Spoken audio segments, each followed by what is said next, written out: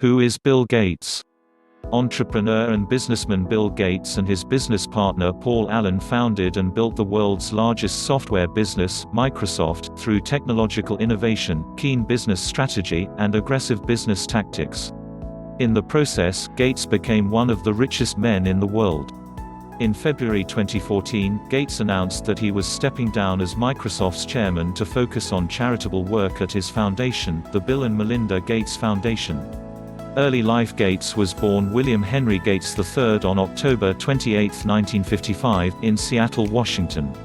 Gates grew up in an upper-middle-class family with his older sister, Christiana, and younger sister, Libby. Their father, William H. Gates Sr., was a promising, if somewhat shy, law student when he met his future wife, Mary Maxwell. She was an athletic, outgoing student at the University of Washington, actively involved in student affairs and leadership. Bill Gates's education. Gates was a voracious reader as a child, spending many hours poring over reference books such as the Encyclopedia. Around the age of 11 or 12, Gates's parents began to have concerns about his behavior. He was doing well in school, but he seemed bored and withdrawn at times, and his parents worried he might become a loner. Though they were strong believers in public education, when Gates turned 13, his parents enrolled him at Seattle's exclusive preparatory Lakeside School. He blossomed in nearly all his subjects, excelling in math and science, but also doing very well in drama and English. While at Lakeside School, a Seattle computer company offered to provide computer time for the students. The Mothers Club used proceeds from the school's rummage sale to purchase a teletype terminal for students to use. Gates became entranced with what a computer could do and spent much of his free time working on the terminal. He wrote a tic-tac-toe program in basic computer language that allowed users to play against the computer. Gates graduated from Lakeside in 1973. He scored 1590 out of 1600 on the college SAT test, a feat of intellectual achievement that he boasted about for several years when introducing himself to new people. Did Bill Gates go to college? Gates enrolled at Harvard University in the fall of 1973, originally thinking of a career in law. Much to his parents' dismay, Gates dropped out of college in 1975 to pursue his business, Microsoft, with partner Allen. Gates spent more of his time in the computer lab than in class. He did not really have a study regimen, he got by on a few hours of sleep, crammed for a test, and passed with a reasonable grade. Meeting and partnering with Paul Allen. Gates met Allen, who was 2 years his senior, in high school at Lakeside School. The pair became fast friends, bonding over their common enthusiasm for computers, even though they were very different people. Allen was more reserved and shy. Gates was feisty and at times combative. Regardless of their differences, Allen and Gates spent much of their free time together working on programs. Occasionally, the two disagreed and would clash over who was right or who should run the computer lab. On one occasion, their argument escalated to the point where Allen banned Gates from the computer lab. At one point, Gates and Allen had their school computer privileges revoked for taking advantage of software glitches to obtain free computer time from the company that provided the computers. After their probation, they were allowed back in the computer lab when they offered to debug the program. During this time, Gates developed a payroll program for the computer company the boys had hacked into and a scheduling program for the school. In 1970, at the age of 15, Gates and Allen went into business together, developing Traf-O-Data, a computer program that monitored traffic patterns in Seattle. They netted $20,000 for their efforts. Gates and Allen wanted to start their own company, but Gates' parents wanted him to finish school and go on to college, where they hoped he would work to become a lawyer. Allen went to Washington State University, while Gates went to Harvard, though the pair stayed in touch. After attending college for 2 years, Allen dropped out and moved to Boston, Massachusetts, to work for Honeywell. Around this time, he showed Gates an edition of Popular Electronics magazine featuring an article on the Altair 8800 mini computer kit. Both young men were fascinated with the possibilities of what this computer could create in the world of personal computing. The Altair was made by a small company in Albuquerque, New Mexico, called Micro Instrumentation and Telemetry Systems (MITS). Gates and Allen contacted the company, proclaiming that they were working on a basic software program that would run the Altair computer. In reality, they didn't have an Altair to work with or the code to run it, but they wanted to know if MITS was interested in someone developing such software. MITS was, and its president, Ed Roberts, asked the boys for a demonstration. Gates and Allen scrambled, spending the next 2 months writing the basic software at Harvard's computer lab. Allen traveled to Albuquerque for a test run at MITS, never having tried it out on an Altair computer. It worked perfectly. Allen was hired at MITS, and Gates soon left Harvard to work with him. Together they founded Microsoft. Allen remained with Microsoft until 1983, when he was diagnosed with Hodgkin's disease. Though his cancer went into remission a year later with intensive treatment, Allen resigned from the company. Rumors abound as to why Allen left Microsoft. Some say Gates pushed him out, but many say it was a life-changing experience for Allen and he saw there were other opportunities that he could invest his time in. Bill Gates and founding Microsoft in 1975, Gates and Allen formed Microsoft, a blend of microcomputer and software. They dropped the hyphen within a year. The company's first product was basic software that ran on the Altair computer. At first, all was not smooth sailing.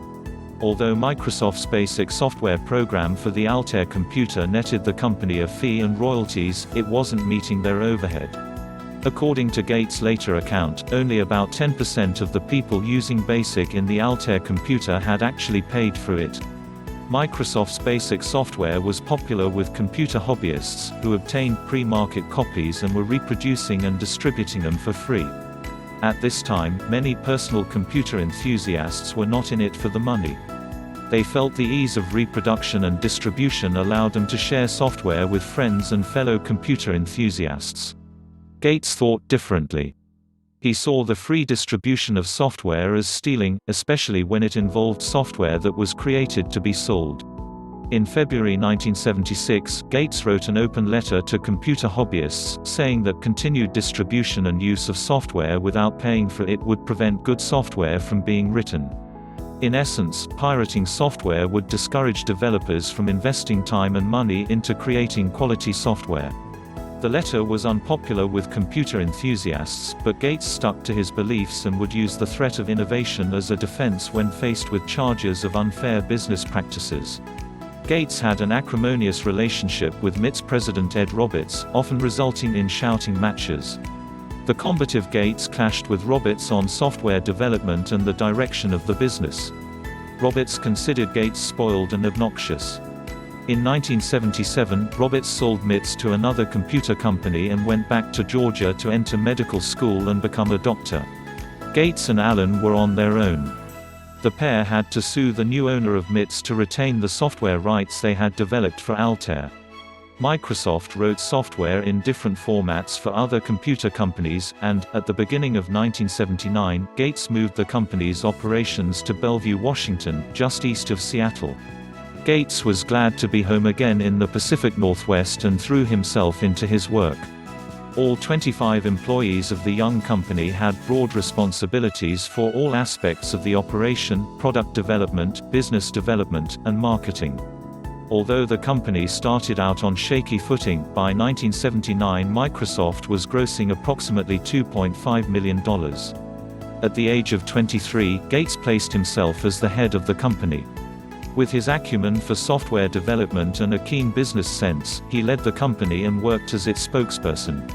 Gates personally reviewed every line of code the company shipped, often rewriting code himself when he saw it necessary. The Gates family atmosphere was warm and close, and all three children were encouraged to be competitive and strive for excellence. Gates showed early signs of competitiveness when he coordinated family athletic games at their summer house on Puget Sound. He also relished in playing board games, Risk was his favorite, and excelled at Monopoly. Gates had a very close relationship with his mother, Mary, who after a brief career as a teacher devoted her time to helping raise the children and working on civic affairs and with charities. She also served on several corporate boards, including those of the First Interstate Bank in Seattle, founded by her grandfather, the United Way and International Business Machines (IBM). She would often take Gates along when she volunteered in schools and at community organizations. Microsoft's software for IBM PCs. As the computer industry grew, with companies like Apple, Intel and IBM developing hardware and components, Gates was continuously on the road touting the merits of Microsoft software applications. He often took his mother with him.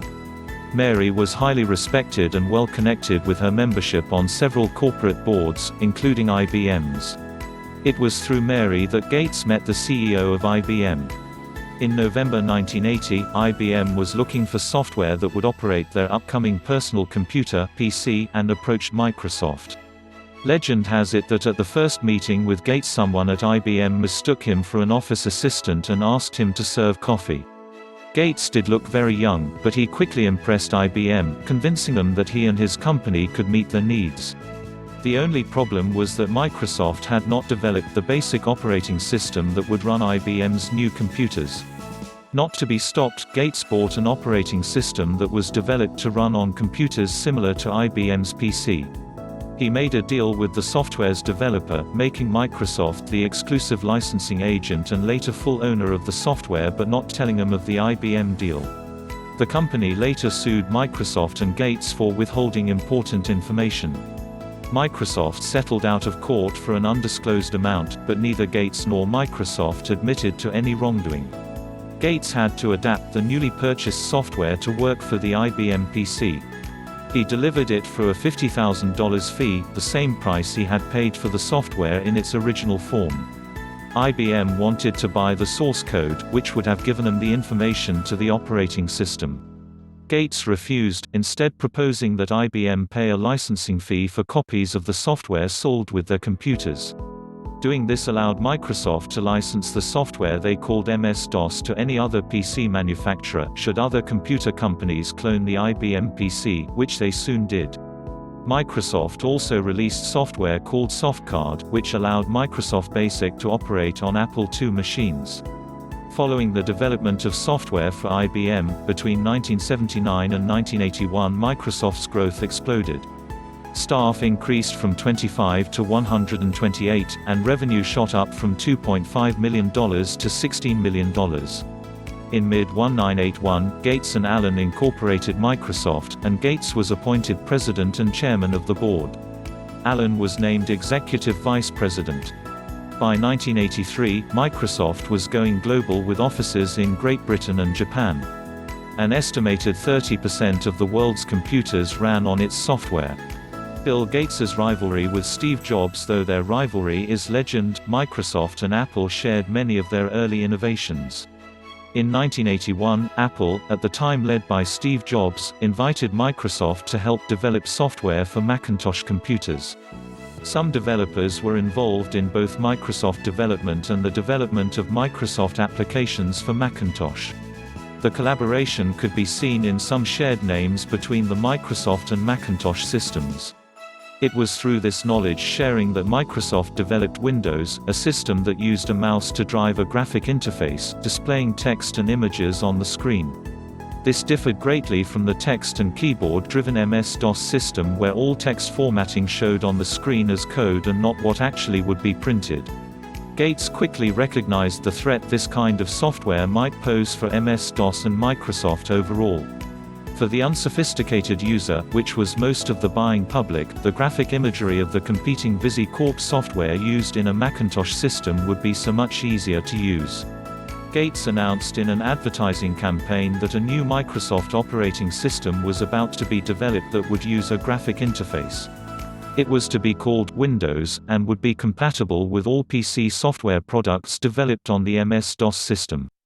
The announcement was a bluff, in that Microsoft had no such program under development. As a marketing tactic, it was sheer genius. Nearly 30% of the computer market was using the MS-DOS system and would wait for Windows software rather than change to a new system. Without people willing to change formats, software developers were unwilling to write programs for the VisiCorp system, and it lost momentum by early 1985. In November 1985, nearly 2 years after his announcement, Gates and Microsoft launched Windows. Visually, the Windows system looked very similar to the Macintosh system Apple Computer Corporation had introduced nearly 2 years earlier. Apple had previously given Microsoft full access to their technology while it was working on making Microsoft products compatible for Apple computers. Gates had advised Apple to license their software, but they ignored the advice, being more interested in selling computers. Once again, Gates took full advantage of the situation and created a software format that was strikingly similar to the Macintosh. Apple threatened to sue, and Microsoft retaliated, saying it would delay shipment of its Microsoft-compatible software for Macintosh users. In the end, Microsoft prevailed in the courts. It could prove that while there were similarities in how the two software systems operated, each individual function was distinctly different. A competitive reputation despite the success of Microsoft, Gates never felt totally secure. Always checking on the competition over his shoulder, Gates developed a white-hot drive and competitive spirit. Gates' assistant reported coming to work early to find someone sleeping under a desk. She considered calling security or the police until she discovered it was Gates. Gates' intelligence allowed him to see all sides of the software industry, from product development to corporate strategy. When analyzing any corporate move, he developed a profile of all the possible cases and run through them, asking questions about anything that could possibly happen. He expected everyone in the company to have the same dedication. His confrontational management style became legend, as he would challenge employees and their ideas to keep the creative process going. An unprepared presenter could hear, "That's the stupidest thing I've ever heard," from Gates. This was as much a test of the rigor of the employee as it was Gates' passion for his company. He was constantly checking to see if the people around him were really convinced of their ideas.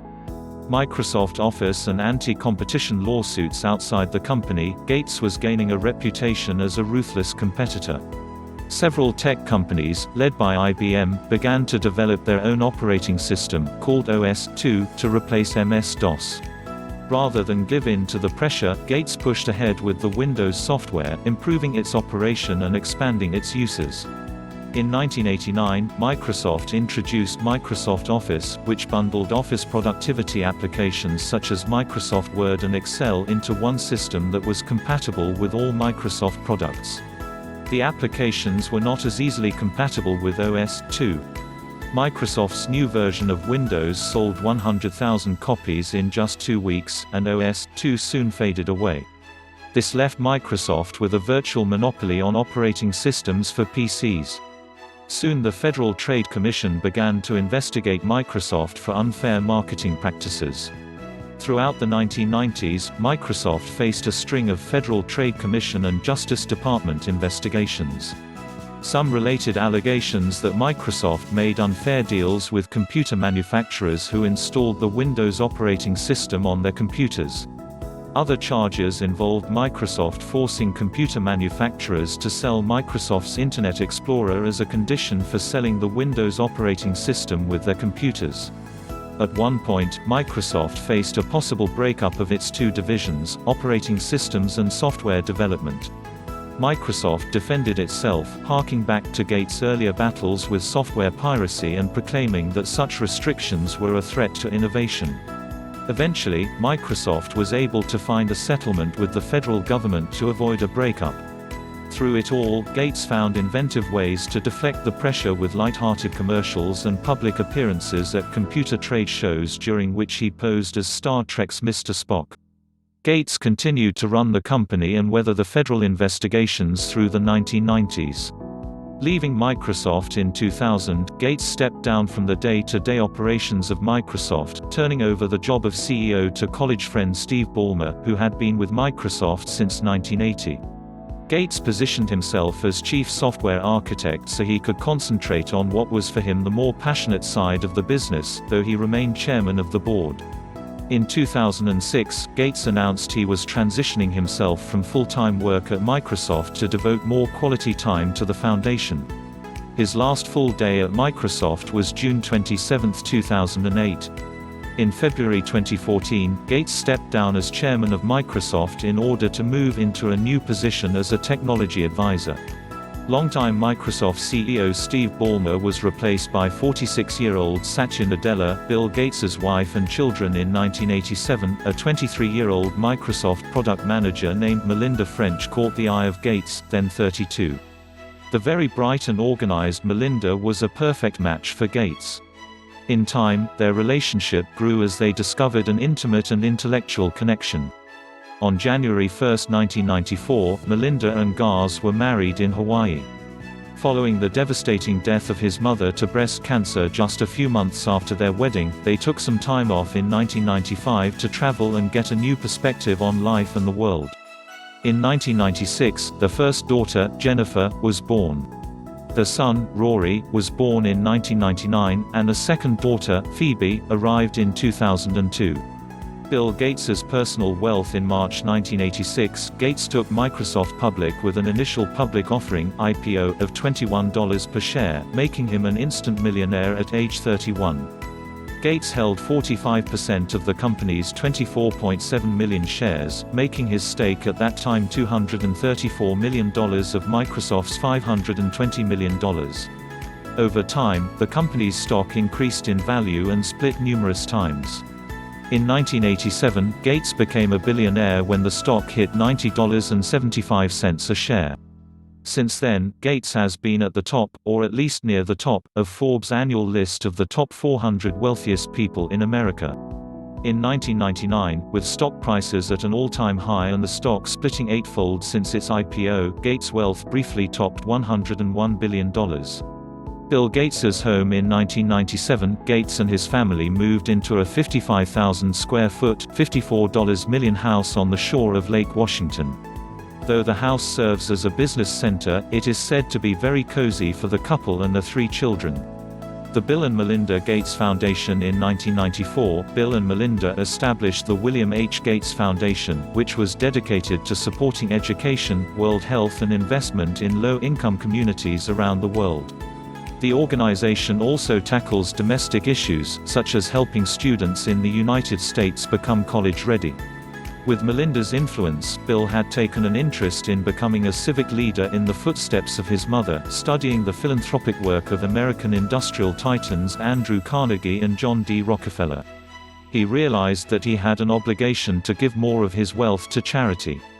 In 2000, the couple combined several family foundations and made a $28 billion contribution to form the Bill and Melinda Gates Foundation. Over the next few years, Bill's involvement with the Bill and Melinda Gates Foundation occupied much of his time and even more of his interest. Since stepping down from Microsoft, Gates devotes much of his time and energy to the work of the Bill and Melinda Gates Foundation. In 2015, Gates spoke out in favor of National Common Core standards in grades K through 12 and charter schools. Gates also proved to be a groundbreaking employer when, around this time, the foundation announced that it would give its employees a year's paid leave after the birth or adoption of a child. In 2017, the foundation launched the first of what was to become its annual Goalkeepers Report, an examination of progress made in several important areas related to public health, including child mortality, malnutrition and HIV. At the time, Gates identified infectious and chronic disease as the 2 biggest public health concerns that needed to be addressed over the coming decade. In April 2018, Gates announced that he was teaming with Google co-founder Larry Page to provide $12 million in funding for a universal flu vaccine. He said the funds would be awarded in grants of up to $2 million for individual efforts that are bold and innovative, aiming to begin clinical trials by 2021. Although some questioned whether $12 million would be enough to spark any real medical breakthrough, others praised the intentions behind the investment, while Gates indicated that there could be more to come. Bill Gates and Alzheimer's research. Gates revealed in November 2017 that he was investing $50 million of his own money into the Dementia Discovery Fund. He would follow with another $50 million towards startup ventures working in Alzheimer's research. It was said to be a personal matter for Gates, who has seen the devastating effects of the disease on his own family members. Any type of treatment would be a huge advance from where we are today, he told CNN, adding, "The long-term goal has got to be cure." Building a «smart city» in Arizona in 2017, it was revealed that one of Gates's firms had invested $80 million into the development of a «smart city» near Phoenix, Arizona.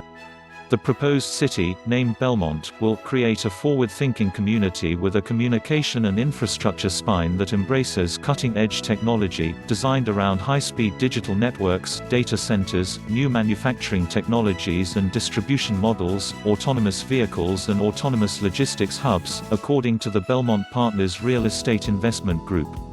Of the nearly 25,000 acres of land designated for the site, it was reported that 3,800 acres will go toward office, commercial and retail space. Another 470 acres will be used for public schools, leaving room for 80,000 residential units. Awards. Gates has received numerous awards for philanthropic work. Time magazine named Gates one of the most influential people of the 20th century. The magazine also named Gates and his wife Melinda, along with rock band U2's lead singer, Bono, as the 2005 Persons of the Year. Gates holds several honorary doctorates from universities throughout the world. He was knighted as an honorary Knight Commander of the Order of the British Empire bestowed by Queen Elizabeth II in 2005. In 2006, Gates and his wife were awarded the Order of the Aztec Eagle by the Mexican government for their philanthropic work throughout the world in the areas of health and education. In 2016, the couple were again recognized for their philanthropic work when they were named recipients of the Presidential Medal of Freedom by President Barack Obama.